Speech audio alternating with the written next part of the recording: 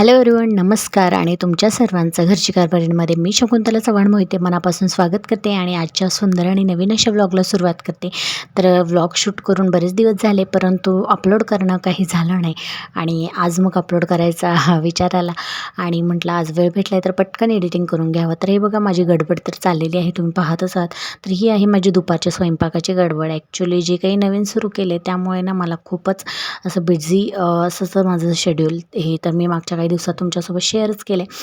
तर दुपारच्या स्वयंपाकाची अशी गडबड असते. नाश्त्यानंतर थोडासा स्वयंपाक लेट केला जातो, कारण की संध्याकाळचं पण मॅनेज करावं लागतं आणि जे काय आहे ते आता तुमची उत्सुकता खूप जास्त न ताणता येत्या 2 दिवसात तुम्हाला सगळं काही कळणार आहे, कारण आता उद्या दसरा आलेला आहे.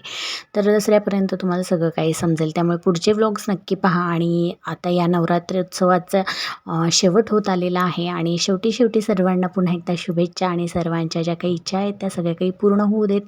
अंबेमाता सगळ्यांच्या इच्छा पूर्ण करू देत अशी मी प्रार्थना करते आणि स्वामींच्या कृपेने सर्वांचं चांगलं होऊ देत, सगळ्यांच्या बरोबर सगळ्यांच्या सोबत आणि त्यांच्यानंतर आमचंही चांगलं होऊ देत अशीच मी प्रार्थना करेल. तर चला, आता जस्ट स्ट्रगलिंग आपलं लाईफ सुरूच आहे की आयुष्यात कुठेही कष्ट केल्याशिवाय काही पर्याय नसतो आणि कष्टाशिवाय यश नसतं, हे तर खरंच आहे. आणि तसंच आमचंही काहीसं सुरू आहे, येत्या काही दिवसात ते तुम्हाला पुढे कळेलच. आणि हे बघा, आम्ही गेलेलो आहोत माळावरची देवी, बारामतीमध्ये माळावरची देवी ही प्रसिद्ध देवस्थान आहे आणि इथे यात्रा भरली जाते नवरात्रीमध्ये. 9 दिवस यात्रा असते, दसऱ्यापर्यंत ही यात्रा असते. आणि गेल्या वर्षीचा व्लॉग तर तुम्ही पाहिलाच असेल, ज्यांनी पाहिला नसेल त्यांनी चॅनलवरती जाऊन चेकआउट करू शकता, नवीन असेल त्यांनी. आणि जे जुने आहेत त्यांनी तर गेल्या वर्षी पण पाहिलं. गेल्या वर्षी खूप छान असं शूट केलेला, इतकंसा यावर्षी करता आला नाही, गडबडीतच आम्ही गेलेलो. हे बघा, तर खूपच गर्दी होती. खूपच गर्दी होती आणि त्या दिवशी देवीचा पिवळा कलर होता आणि सगळीकडे पिवळं दिसतंय बघा. सगळ्या लेडीज सगळ्या पिवळ्या साड्या वगैरे नेसून आल्यात आणि खूप छान असं दृश्य दिसत होतं. मस्त. आणि या नवरात्रोत्सवात आपण खूप छान असं एन्जॉय करतो. आता यावरूनच काही जणांच्या अशा कमेंट्ससुद्धा येतील.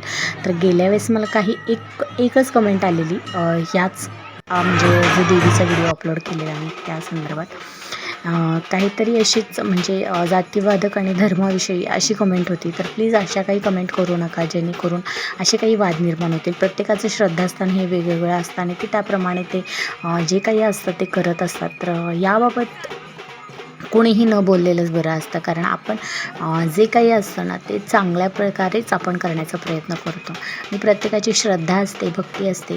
तर त्याबाबत आपण बोलणं हे चुकीचं आहे असं मला वाटतं. तर इथे बघा, देवीचं जी काय म्हणतात त्याला, पालखी आहे ती निघाली होती आणि देवीची आरती वगैरे झाली इथे. आणि इथून चालले होते देवीला पुन्हा आतमध्ये घेऊन, पालखी घेऊन आतमध्ये चालले होते. आणि त्यावेळेसच ते सगळे जे आराधी मंडळी असतात ते सगळे होते. त्यानंतर जे काही देवीचे ते असतात कवड्या आहे बघा, तुम्हाला व्हिडिओमध्ये दिसतच आहे, कवड्यांची माळ वगैरे इतकं छान असं सगळ्या स्त्रिया त्या दिसत होत्या ना, ज्यांच्या घरी देवीचं ताट वगैरे आपण परडी म्हणतो, अशा सगळ्या आले होते. आणि ह्या नवरात्रोत्सवात इथे खूप छान असं सगळं काही वातावरण असतं, अगदी प्रसन्न असं. आणि यात्रा म्हटल्यानंतर खेळणे पाळणे तर असतातच, पण आम्ही गेलो होतो दुपारच्या वेळेस, त्यामुळे बघा दुपारचे काहीच पाळणे वगैरे चालू नव्हते आणि ते मी शूटही नाही घेतलं, कारण खूप ऊन होतं आणि पटकन घरीही जायचं होतं. तर आरू आणि अनिशला फक्त आम्ही याच्यामध्ये बसवलं, जे तुम्ही बघताय व्हिडिओमध्ये, बोटमध्ये बसले होते, कारण ऊन होतं त्यामुळे म्हटलं की पाण्यामध्ये थोडंसं थंड वाटेल त्यांना.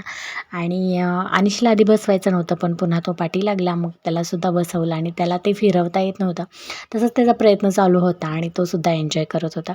तर या काही दिवसांमध्ये ना असे काही अनुभव आले की जेणेकरून आपल्याला काही गोष्टींची किंमत कळते, जसं की आपलं आरोग्याची आपण पुरेपूर काळजी घेतली पाहिजे आणि स्वतःची काळजी घेणं हे मस्ट आहे, कारण कोणी दुसरं येत नाही आपल्यासाठी करण्यासाठी. कारण आपण जर स्वतःची केअर केली तर आपण इतरांची करू शकतो. त्यामुळे आधी आपण स्टेबल आणि आपण हेल्दी असणं गरजेचं आहे. घरातली मुख्य ही स्त्री असते, त्यामुळे स्त्रीने कणखर आणि स्ट्रॉंग असणं गरजेचं असतं. आणि ह्या देवीची जी नवरात्रीमध्ये आपण 9 रूपं पाहतो, त्याप्रमाणे प्रत्येक स्त्रीने आपल्या येणाऱ्या आयुष्यात ह्या वेगवेगळ्या रूपांमध्ये येणं गरजेचं असतं. कठीण प्रसंगात तिने तसंच ठामपणे उभं राहणं हे गरजेचं असतं. एवढंच मी सांगेन या व्हिडिओमार्फत. आणि आपण जो देवीचा नवरात्रोत्सव साजरा करतो याच्यामधून आपण म्हणतो की देवीची आराधना करतो, स्त्रियांचा आदर केला पाहिजे, त्यातून स्त्रियांचा मानसन्मान केला पाहिजे, हे एक ठीक आहे. पण स्त्रीने स्त्रीचा आदर केला पाहिजे हे सुद्धा तितकंच खरं आहे. आणि दुसरी गोष्ट म्हणजे स्त्रीने स्वतःचं अस्तित्व हे स्वतः आधी टिकवलं पाहिजे आणि स्वतः त्या संदर्भात कार्य केलं पाहिजे, तर इतर तुमचा सन्मान करतील. त्यामुळे स्वतःला कधीच कमी लेखू नका आणि कधीही स्वतः अबला समजू नका. कारण स्त्री ही खूप स्ट्रॉंग आहे, खूप कणखर आहे, हे आपल्याला या 9 दिवसांमध्ये देवीच्या 9 रूपांमधून दिसत असतं. तर ते गुण आपल्यामध्ये आणणंसुद्धा गरजेचं आहे. फक्त इतरांकडून ते करवून घेणं म्हणजे स्त्रीचा सन्मान इतरांनी केला पाहिजे, स्त्रियांना मानसन्मान दिला पाहिजे, तिचा आदर केला पाहिजे, इतपत ठीक आहे. पण स्त्रीने स्वतःसुद्धा जी देवीचे जी काही रूपं आहेत, त्याचे जे गुण आहेत ते स्वतः अंगी बाणली पाहिजेत आणि अंगीकारली पाहिजेत. प्रत्येक परिस्थितीमध्ये कुठेही खचून न जाता देवीच्या प्रत्येक रूपामध्ये स्त्रीने स्वतःला सामावून घेतलं पाहिजे आणि स्वतःची शक्ती स्वतः ओळखली पाहिजे, एवढंच मी सांगेन.